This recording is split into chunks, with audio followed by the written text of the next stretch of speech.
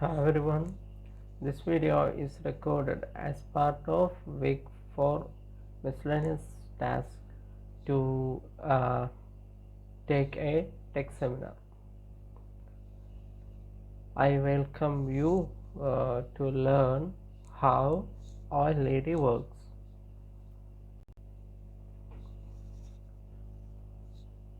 If you are a child of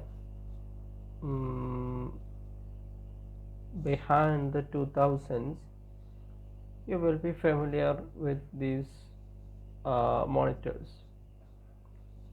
The CRT cathode ray tube monitor, that huge one. Then plasma monitor, LCD with CCFL. CCFL is we all know CFL bulb.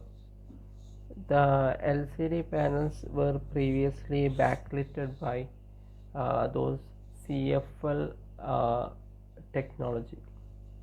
Then came LCD with LED backlight. That's very common now. All those monitors, that budget monitors, are LCD with LED backlit. The OLED monitor, they cost around 1 lakh, something like that. Then OLED. Our mobile phones have OLED screens. They have commonly having AMOLED ones. Then QLED, that's Samsung one. Now LG also have, I think, and very different kinds of screens are there now. Okay, the LEDs came to replace the incandescent bulbs. You know incandescent bulbs? Incandescent bulbs are those bulbs where a filament lights. The light we see is actually uh, the light coming from the burning of that filament. That those bulbs are very hot because they are actually burning in it, and they had a shorter lifespan. When the filament got dead, that bulb got dead, like that. Then an OLED is simply an LED where light is produced or emitted by organic molecules. Okay, now OLED and LED are both LEDs. We here discuss how they emit light. We discuss both how LED emit light and OLED. We will cover both. Okay. Now I said here OLED is simply an LED where light is emitted by organic molecules. Now what is organic molecule? Normally we say organic for those things, organic, inorganic. Normally we gave a different meaning. Organic means things that easily degraded in soil, right? But in chemistry, organic has a different meaning.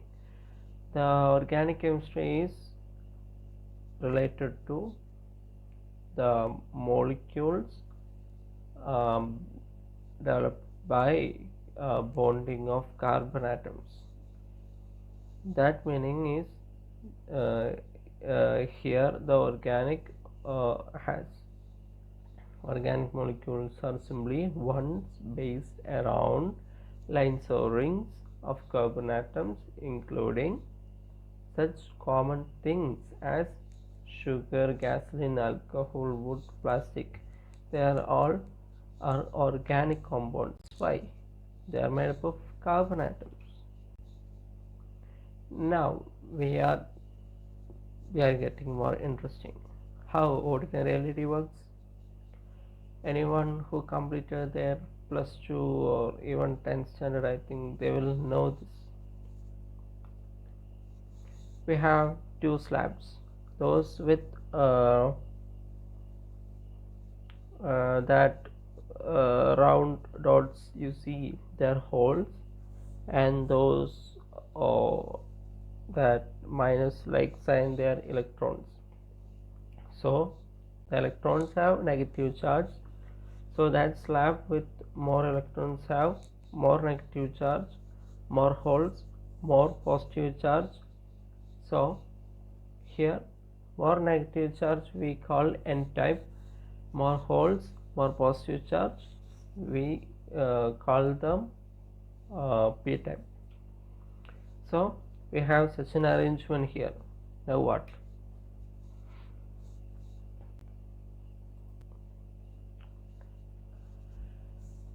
Now we are connecting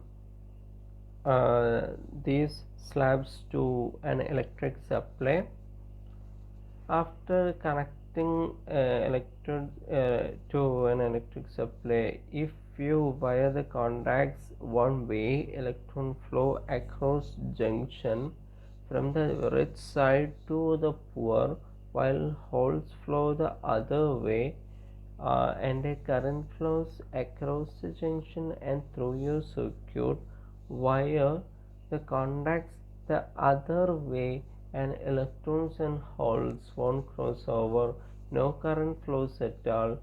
What you have made here is called junction diode, an electronic one-way street that allows current to flow in one direction only.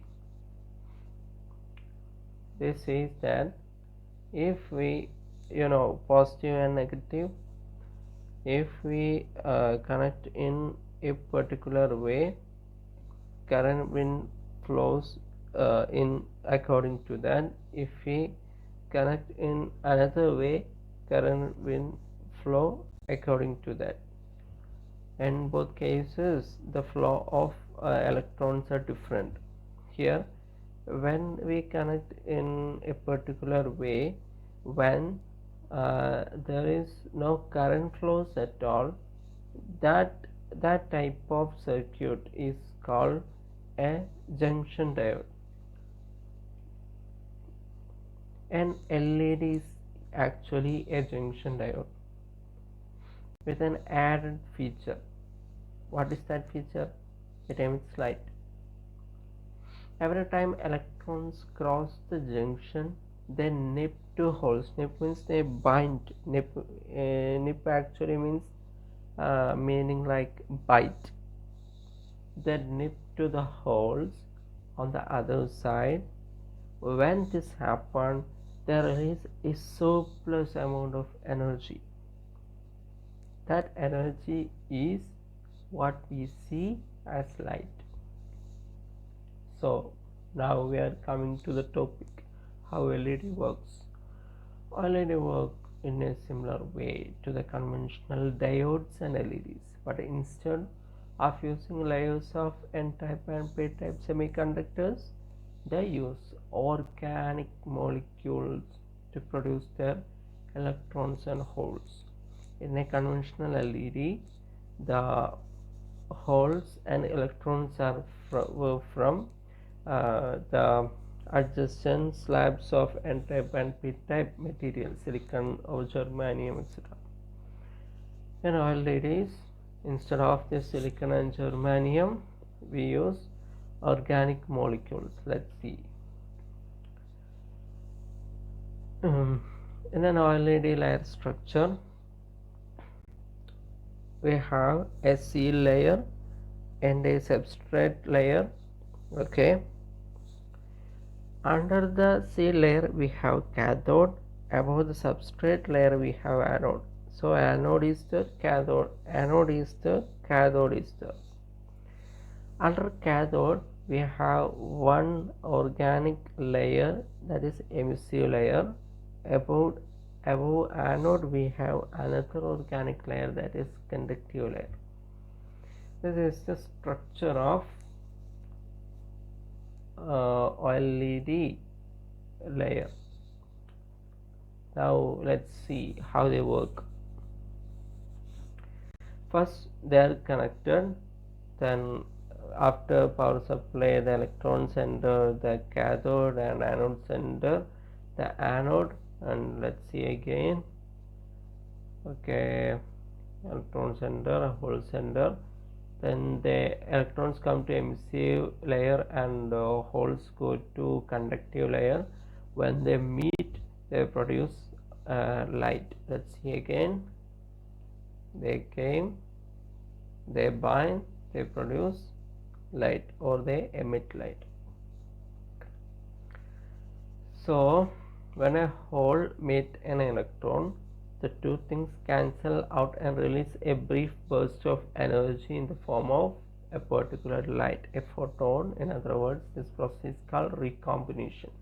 The process of meeting holes and electrons is recombination, and process it's happening many times a second. They already produce continuous light. This happening only micro or nano or very little amount of time. So this happening numerous times. Our eyes can recognize it from one another. So we see a continuous light. Okay, now we know how a single LED works. We know that. Now to make a screen we want to convert it into pixels. How to do that? We can make an LED produce colored light by adding a colored filter into our plastic sandwich just beneath the glass or plastic top or bottom layer. If we put thousands of red, green and blue LEDs next to each other and switch them on and off independently, they work like pixels in a conventional LCD screen. So we can produce complex high resolution colored pictures. So they are saying that we have an LED layer. We saw that top layer, C layer. Okay, if we give a red layer or green layer or blue layer, they are tiny ones. Okay, and we have a green one, we give a green layer under that glass or plastic thing, that seal, and we give another green, another blue, another red, and we are placing them to adjacent, and by placing them adjacent one another we are making a big screen. And when we let them light up individually or according to the video, we see how we see they are glowing, how LCD pixels will glow. So as LEDs are individual, they can produce complex high resolution colored pictures. Now we completed the topic, and we can see some advantages of the LED screens. They are thinner. CRTs were huge and LCDs were thinner. LCD with CFL plasma screens were thinner than CRT. CCFL LCD were thinner than plasma. Then LED backlighted ones thinner than CCFL ones. Now LEDs are very thin. We now see screens with only this much size, this much thickness. Some televisions are today like that. That's possible because of this OLED. They're thinner, 0.22, 0.3 mm. That OLED only, okay. They're lighter, they're flexible. Yeah, they're flexible. If you watch some events of LG or Samsung, in that event you can see they made screens like the ocean waves covering wall, like that. These are actually very flexible. If you Google, you can see technology in which they can print t-shirts with OLEDs, because it's that much flexible than we think. OLEDs have a very good battery life. That's why the OLED screen phone has much more battery life than the previous LCD screen ones. Refresh rate is so high compared to the LCD screen. They have true color. True color means uh, in LED backlit LCDs, or in such LCD screens, if your movie has uh, a night footage is coming, a night video is coming, okay, if you uh, watch carefully, in that dark shades you still see light, because the LED backlit is lighting the only the pixels went to uh, black, but the backlit we can see the. But in case of OLEDs, each OLED is independent, and if there is black in a particular position, what they actually do, they cut off. So because there is black, so we can see true black in our pictures. And wider viewing angles in LCD, after we go to a particular side, we see um, dimmer images, but OLED has such a wonderful um, viewing angles. And of course there are some disadvantages also. Organic molecules are more sensitive to water. It's a previous case. Now the companies, after research and research and research, they cured almost of this problem. Now there is no such problem like this. Color burn was a problem in previous models, where we maintain a particular image as our wallpaper, for example. um, After so many days of this same image, if we change to another image, we can see a ghosting effect of that previous image, because of the color burn effect of that organic molecules. As they are organic, they were more degradable. These problems are solved now, okay. And okay, these issues persist little or not. If exist only very small percent, they are efficient almost to 100%. And that's about this lecture. Thank you.